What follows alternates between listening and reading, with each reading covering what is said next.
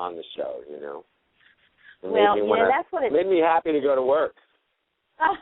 And that's what it's all about. You know, it when you can enjoy it, you know, and make it something that's worthwhile for the viewer.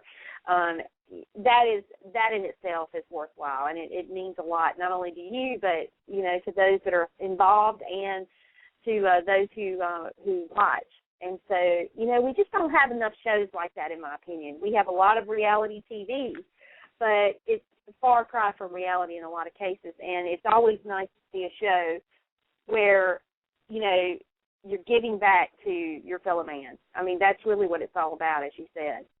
Yeah, it's really cool. I'll tell you something. I had mentioned that on daytime, you know, the hardest working. It's one of the hardest gigs going, I think. At the same time, you still are going down to a studio and you're getting pampered and you're getting in the makeup chair and they're making you, you know, like not look, for me, they make me look less scruffy and, you know, like I slept outside or something. They try to clean up my act, and the girls, they make the girls look beautiful, and the clothes are beautiful, and the sets are beautiful. When I showed up to work at this thing, there is no makeup. There is no trailer. There are no clothes. You know, like, go into your wardrobe, and there's no wardrobe. I mean, I'm not naked, but I'm, like, wearing just work boots and just, you know, whatever. Yeah. And you're sweating your face off, and you're not wearing, you know, you're not being made pretty. Nobody gives a crap about doing that for you on these sets. Your dressing room is like the 5-year-old kid's room in the house, you know, of the Joneses' house or whatever. And you're lucky if you get a hot cup of coffee. And it's like, and, you know, we're here to do this job. We're here to really make this happen. And we're under a time crunch. And then, you know, you get swept up into this. So you throw all your ego out at the door, and you roll up your sleeves and get to work, literally. You know? Well, you know, but it's a great lot. I mean, you know, even though it's hard work, it is a far cry from, you know, your experience in daytime. It's still, you know, it's enjoyable because at the end of the day, you're doing something that is making a difference in the life of someone else. And so it makes all the sweat and the dirt and, you know, all that we will see. Although I'm sure there's a lot of people out there, a lot of female fans that are going, we don't care what he looks like, you know, sure, you know, sweat, grunt, whatever. I mean, you know, and but it's just, I think it's a great concept, and so I know that you can't talk specifically about it, and that's fine. We just have to wait to see it, and it comes up February 15th, correct? February 15th, which is a Friday night, and it's the night after Valentine's Day, and it's 8 o'clock. And actually, that night, Friday night at 8 o'clock, it's going to be that night every night of the week. But I believe the first night are back-to-back episodes. So. And I don't know what our lead-in is. I don't know if it's House Hunters, which, by the way, I'm lying in bed last night watching International House Hunters of a woman that gets a house in Paris. I mean, I really do watch this network. And, you know, and I'm the same, like, sappy guy that has actually cried at the end of Extreme Home Makeover Edition. And if you're at home saying you haven't done that and you've watched that show, then I think you're full of it, because I get pretty emotional. And we also leave, like that show, we leave homeowners at the end, you know, I just feel so lucky because we actually did get to change some people's lives and help some people out, and that really is a great feeling, you know. And I learned something every episode as well. I mean, I've had a lot of experience with design and home repair and home building and home renovation. But I'm learning something, and I really get off on showing other people how to do these tasks and do-it-yourself projects, you know. So I really hope people tune in on February 15th and watch the show, or set your DVR or whatever. And I know it's hard to get people to sit still these days, but I promise you, there's lots of elements that I love. There's a part of the show that's like the Truman Show. You know, where if you remember in the Truman Show, that weird movie where everybody's out on their lawn at the same time mowing their lawn in unison. This is really everybody pitching in, and sometimes we always surprise the homeowner, but it always happens in a different way every episode, and it's just really entertaining. And again, it's only a half-hour show. So we pack this thing. You blink and you'll miss something fun, you know. So. Wow. I hope that our our daytime fans tune in as well. That would mean the world to me. Oh, I have no doubt that is a given. So, but you have got a couple of events coming up to kind of kick off, in advance of the premiere of the show. Talk a little bit about that. We are doing, it's a premiere party at Guy Fieri's restaurant in Times Square, and we are doing it on February the 10th, which is this Sunday. And I'm going to give you guys 4 tickets to give away if you find the time in your schedule. Just give them away any way you want to, a call in, a phone in, an email, whatever way you want to do it. This event is the premiere party. It's going to be at that restaurant at noon on Sunday on 44th Street. Guy Fieri is a buddy, and he's been good enough to give his restaurant up for this event. And there's going to be a lot of stuff happening then, a lot of surprises. But there's still room at the event for people to come because I wanted to make sure that it wasn't all like suits coming down and all the people from the network. They're coming, but I limited it to half, and the other half should be actual fans and people that I would love for them to come down and see the first episode before anybody else. And if they like it, and I'm banking that they will, that then they can tweet about it, write about it, Facebook about it, because that's what our show is about anyway. And we did it all through New England for the first season, and when we come back, we're going to do it across America. So I would like the loyal fans that are able to get there, however they get there in New York City, I would love very much for them to get there and see it and be the first ones to see it.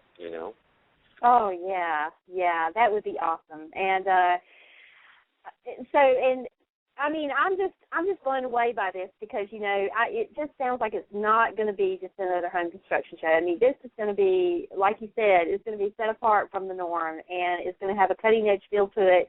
But yet, it's going to leave you, the viewer, the lucky viewers who tune in, this great feeling, great takeaway from the show, and the kind of feeling they won't be able to wait till next week till it comes on again. So, there's a video. There is a clip that's going viral now of the show. It's a 2-minute clip, so it's no secret that we use music and that we use flash mobs to renovate the houses, okay? So that's not a secret. It was a secret for the longest time while we were out shooting. And it's okay because next season I'll just I'm going to be like the Alan Funtz from Candid Camera, or a more, a better reference would be Ashton Kutcher in Punk. So the minute you see my face, you'll know you're on that show. And so, we can deliver that news any way we see fit, that you've got, 100 or 200 or 300 people showing up to make your dream come true. And with that, naturally, I've got a team. I've met all the best people. I've got a team now, the professionals that come in and make sure everything goes, because we are a TV show and we have to make sure that we get in and get out and deliver what we promise. So, but imagine that feeling of having all of this help. So it's priceless. But there is a really cool clip out. It's on YouTube. It's on it's drifting around on people's Facebooks. It's on Twitter. You can actually go to my Twitter account, which is Ricky-Goldin. Goldin is Goldin. And there's a link to a clip. If you haven't already seen it, it's a great clip and shows you what the show is all about. So I'd be honored for people to check that out. Well, one of the things I was curious, actually Pam is, and I didn't tell you this earlier, but she's here tonight, but she's just not talking because she's been so terribly sick for over a week now, and she is really ailing tonight. But she did want to know if you had, if the response from inviting people to help out on the show was overwhelming. Yes, Pam, I'm sorry you're not well. Yes, overwhelming. Thank you, Ricky. I'm here, but I just can't talk a lot. I picture you with a Snuggie on right now and a cup of nice hot tea in your hand or some chicken soup, and you're like, Don't make me laugh because then you're making me cough. That's good. Get it up and out, girl. Get it up and out. Yes, it was overwhelming is the word. we had people come out in droves, and great people. I'm talking about, people that were botanists and carpenters and master gardeners and plumbers, and I cannot tell you how good it made people feel to come out and volunteer on spontaneous construction, because you want to feel better about yourself, do something nice for somebody else. That's the truth. It was and people would come back and repeat. In fact, I'd have to hide some of the faces and put, because you can't have the same exact faces every week. But they wanted to come back and come back and come back, and actually they turned out, they're doing a TV series just like I'm doing a TV series. So we had no shortage of people responding, to our call to arms. So my call of duty for people.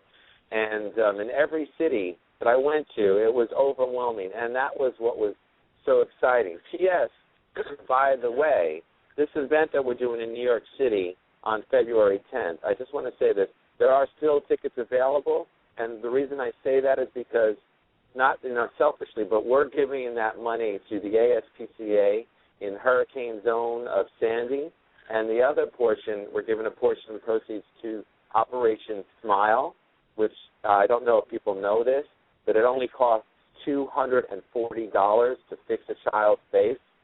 $240. Wow.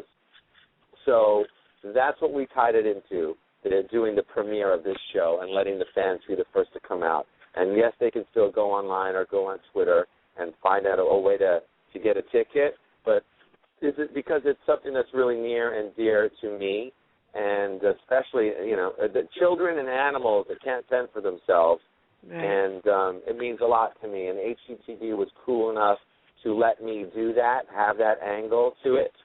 So anybody that's coming out is also helping with that.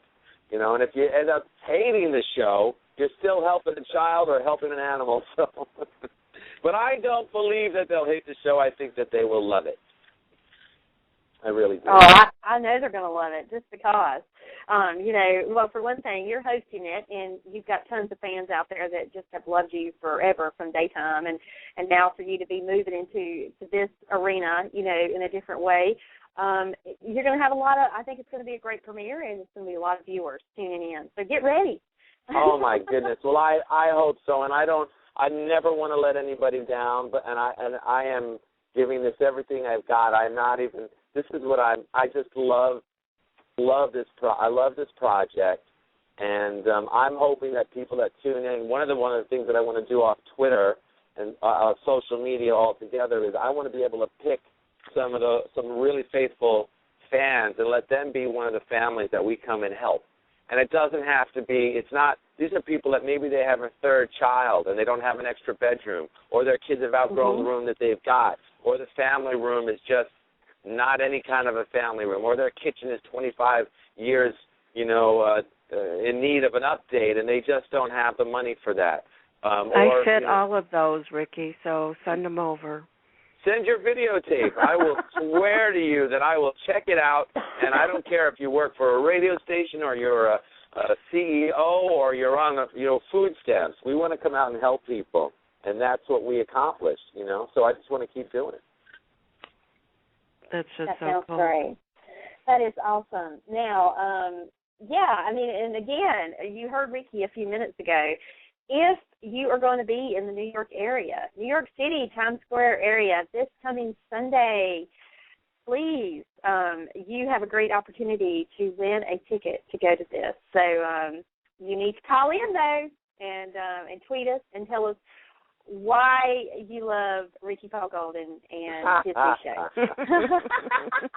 This is totally off the cuff. I love it. You can give 2 sets of tickets away, and I'll tell you what, Susan Lucci's coming, Alicia Minshew, Torsten Kay, Mario Cantone, if you know him from Sex and the City. John Benjamin Hickey is trying to come out. He's from the C Word. He won the Tony for Normal Heart, and maybe a lot of people don't know him. Amazing actor. But lots of people from Guiding Light, some people from Another World are even coming out. Steven Schnitzer is coming, who played Cass, who I think is one of the greatest voiceover. By the way, he's a great actor, but he's in every voiceover thing. He's just a beautiful voice, beautiful man. I mean, the response from my friends coming out support me has been overwhelming, and